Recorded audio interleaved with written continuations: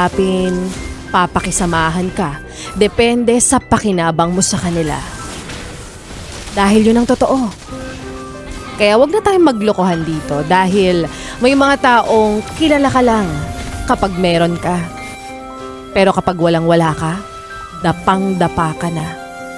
Basura ka lang sa kanila. Yung tipong kahit anong naitulong mo sa kanila noong mga panahong meron ka. Pero nung ikaw na yung bumagsak, hindi ka na nila kilala.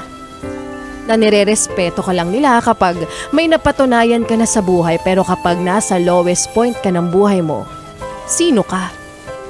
Madalas pa dyan mga kamag-anak mo. Yung mga kamag-anak mo na ikinukumpara ka noon sa ibang tao. Yung mga kamag-anak mo na ayaw kang makitang umangat. Pinag-uusapan lang nila yung mga kamag-anak mong umaasenso at kapag reunion, kayo ang tagahugas ng pinggan. Tagabili ng soft drinks habang sila nakaupo sa harap ng lamesa gamit yung mga itinagong pinggan at kubyertos sa bahay. Masakit, 'di ba?